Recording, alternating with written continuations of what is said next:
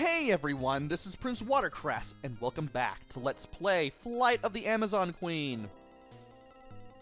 We've done quite a bit in the last episode. I know that we had to get Princess Azura out of Flota. We'll be meeting up with her shortly.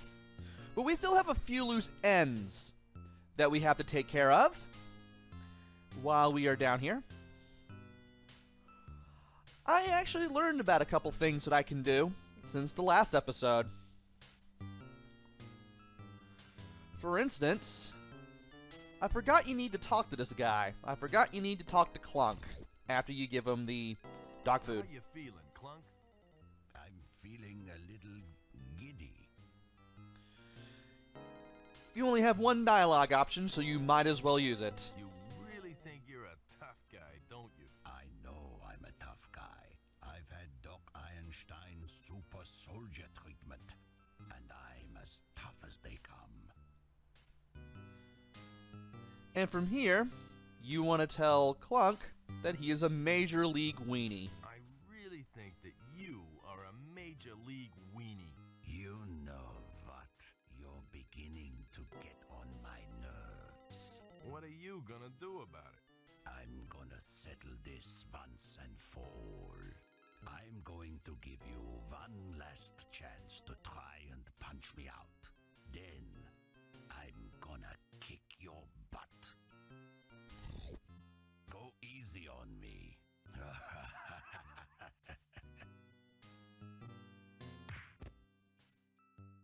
Who's laughing now? And now that you've fed him the dog food tainted with the super soldier serum, you have knocked Clunk out cold.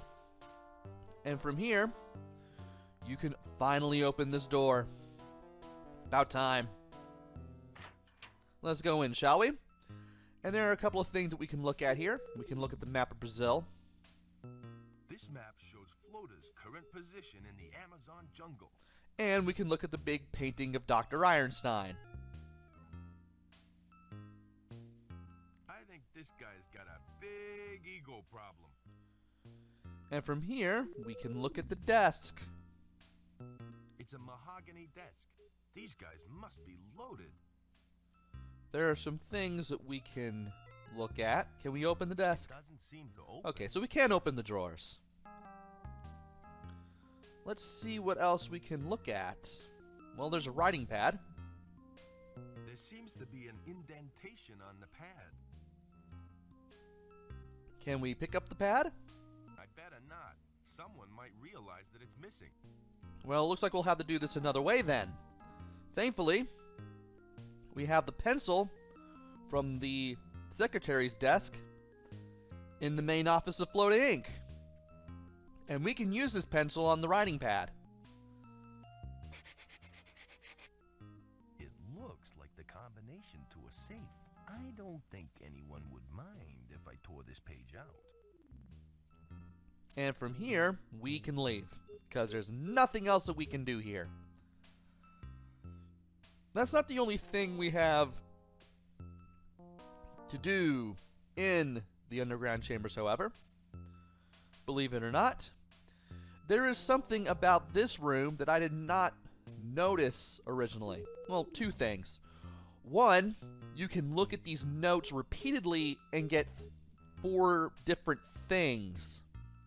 Here's a shopping list. Scrambled eggs, jello, ice cream, bananas, cheese whiz, marshmallows, and whipped cream. At least, I think it's a shopping list. I believe the first thing is the one about the Valley of the Mist. The shopping list is the second thing. Here's a memo about some legendary Valley of the Mist. It says, We've already got that one. due to the growing number of visits by missionaries asking for donations, we have installed reinforced security doors in the foyer. Here's a shopping scrambled. We already got that one. Here's a memo. It says, We got that one. this is a notice to all staff. Please keep an eye out for more Amazons, as the doctor is getting low on specimens. You can skip text with spacebar. I usually don't do that. But yeah, we've already finally seen all 4 things that the notes give us. And, believe it or not, you can actually move this cabinet.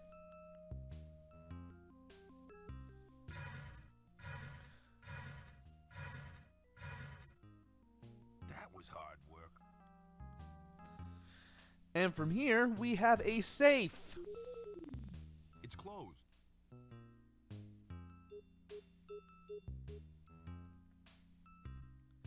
And Sly Cooper jokes aside, we can actually use this piece of paper on the safe to open it. That should do the trick. And by using the combination on the safe, which is the only way to get the safe open in the first place, you can finally open the safe proper. And by looking in the safe, you'll find 2 items which you will automatically take.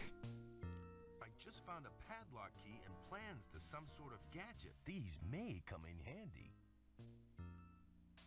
And from here, we can go ahead and leave. You can close the safe if you want to, but there's really not much of a reason to do so.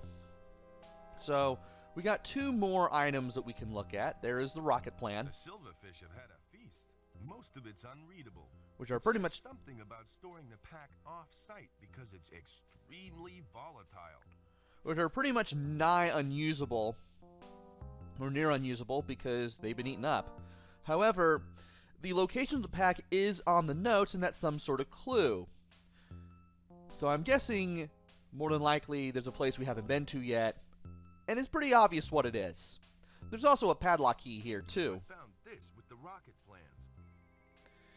And, well, we don't have much to look at anymore, so let's go ahead and walk to the elevator. And from here, we can just walk all the way to the door. It doesn't seem like there's anything useful regarding the painting as far as I know, though I could be wrong.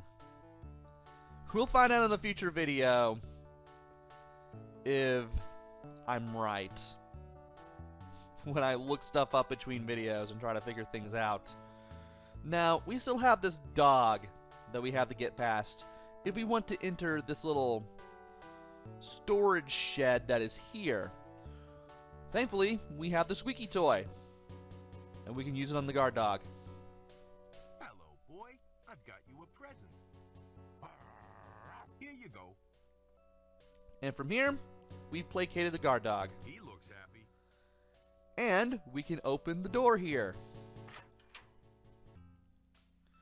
The only thing you can really look through here is the crates and the box.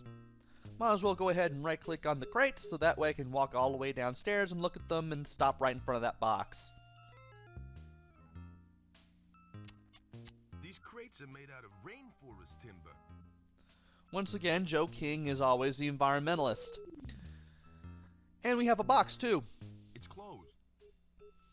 Obviously, we can go ahead and test to see if we can open it despite the fact that there are chains and a padlock all over it. It's locked.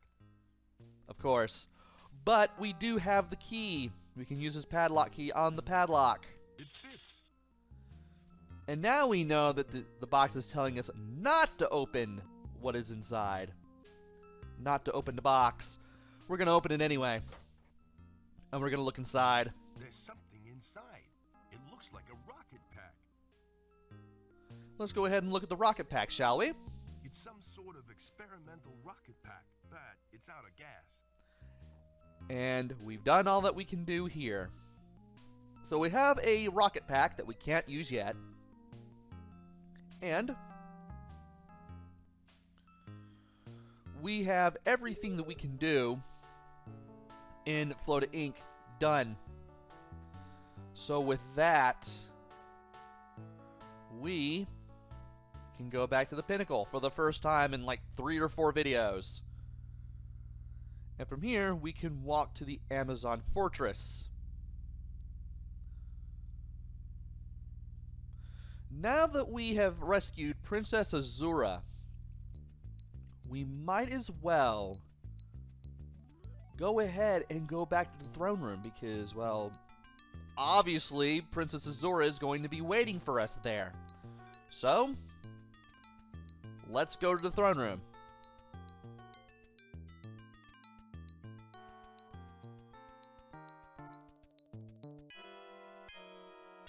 Azura!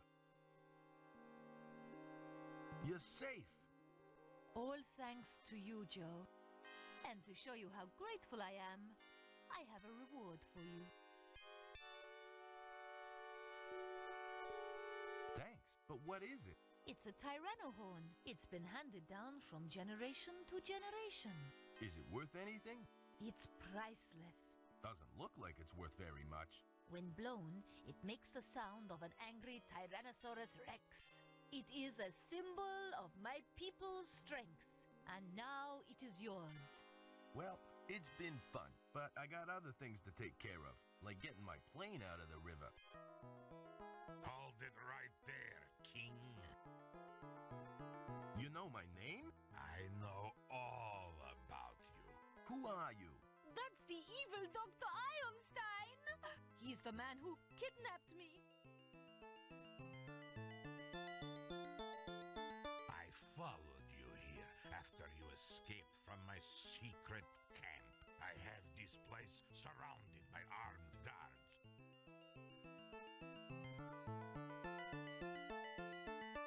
What do you want with us? I have a little job for you, Mr. King. There is a crystal skull hidden deep within an ancient temple on Sloth Island. I would like you to find it for me. Why should I do that for you? Why? Because if you don't, I will transform every last one of your Amazon friends into dinosaur women. Don't listen to him, Joe. My first victim will be the beautiful Princess Azura. Okay, I'll do it. But what makes you think I can find the skull?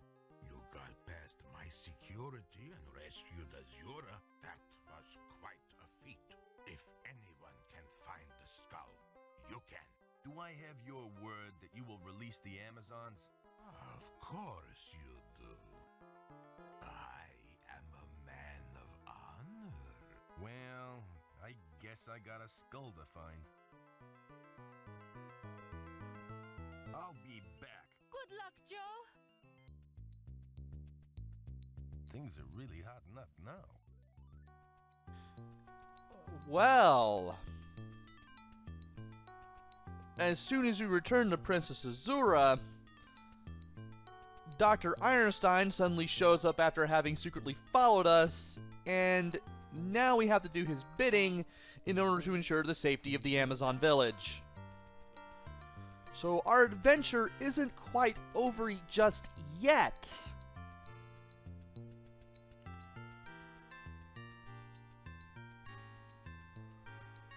So, there's only one way to get to an island, and we haven't been there in some time.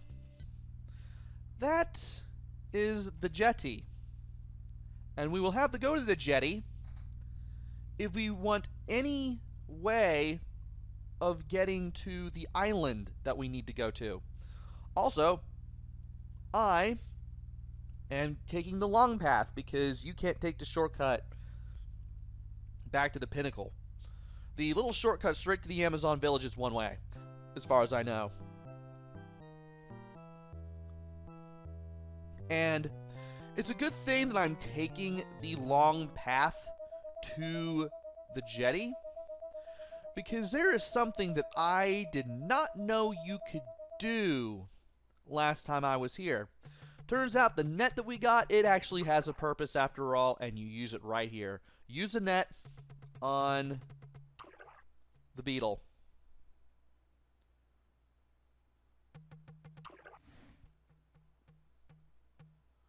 If I didn't save him from that fish, he'd be a goner by now.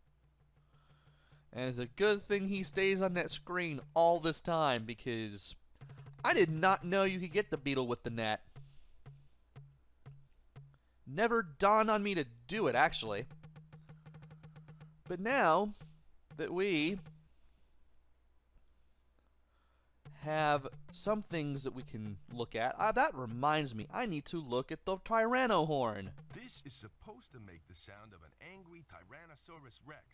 And we'll have to keep that in mind.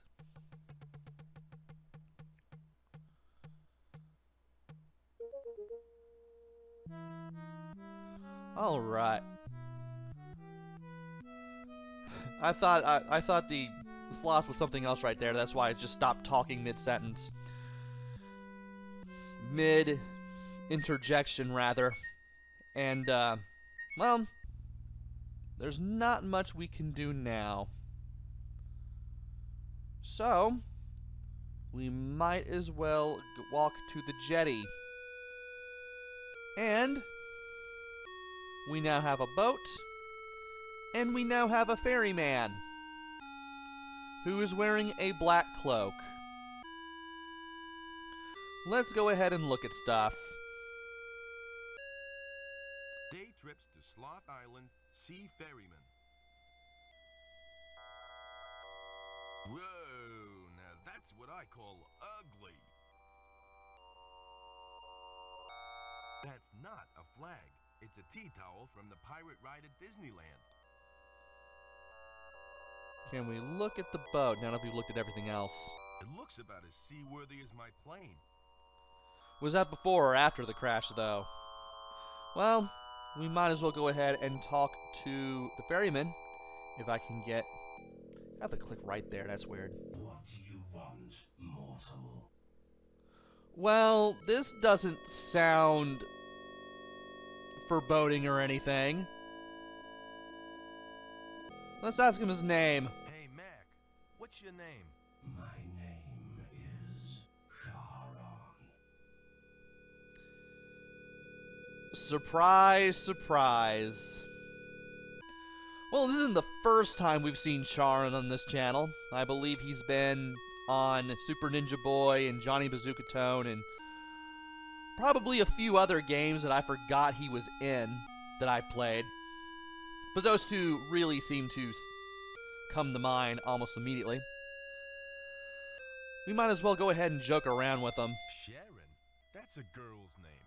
Not Sharon, you dullard. It's Charon. That's C-H-A-R-O-N.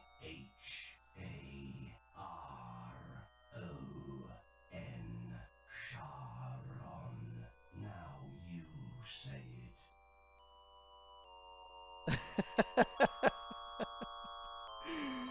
As much as I would like to use the joke options here, I'm just gonna take it serious. Charon. Very good. In our next lesson, we'll learn how to put words together to form sentences. Wise guy, eh? I still say it's a girl's name. I'm glad I clicked on that. Well, we might as well go ahead and ask our friend Charon more questions. Go through some more dialogue options. You look pretty pale for a guy out in the sun. I use a strong sunblock. You can't be too safe in this heat. Absolutely. That's why I wear my baseball cap. Also, I'm technically a spirit, but you're supposed to know that. Anyway, we might as well give him our name. I'm Joe King, pilot for hire. You are joking. What insolence. This is no time for levity. And, well, why not? I didn't say I was joking. I said I was Joe King. As if I care. I'm preoccupied, so I'd appreciate it if you left. And he sounds upset, so we might as well... let's go ahead and ask him what's going on with the cloak. Ain't it a little too hot to be wearing a cloak? Perhaps, but you are the one wearing a leather jacket. And... well... might as well just go ahead and ask this one. That's a really big rod you've got there. Yes, it's the biggest one I could find, but it hasn't helped me catch any fish, though. It's not the size that matters, but the bait you use. Well, we might as well go ahead and ask him if he's fishing because that's what you're supposed to do, I think. But I'll go ahead and ask this one too. Caught any big ones? I haven't caught anything. Now go away. You're scaring the fishing? No, I'm flying a kite. Of course I'm fishing. Look, the fish aren't biting, and I'm getting a little uptight. So would you please leave me alone? And we might as well go ahead and ask him what kind of bait he's using. What sort of bait are you using? Bait, bait, bait. What do you mean, bait? I think I know why you're not catching any fish. You need bait. How could I be so stupid? I've got the fishing rod, the fishing line, and the river full of fish, but I haven't got the bait. If I get you some bait, will you ferry me to Sloth Island? Very well. It's a deal, but I warn you, I better catch a fish, or I'll use you as bait. And we do have some bait for the man. Or the spirit, rather. I do like this version of Charon. He jokes around a little bit, but he's still mostly serious. But when he jokes around, it's kind of gold. I do like the dialogue that Charon has in this game. And as much as I would like to give him the bait that we have, I have gone past 20 minutes. And because of that, I'm going to wait until the next video to give it to him. So, join me next time where we give the bait to Charon, and then we can make our way to Sloth Island for that crystal skull. Once again, the game predates Indiana Jones, the 4th movie, by about 10 odd years. 10, 15 maybe. Until then, this is PrinceWatercress. Take care, stay safe, and thanks for watching!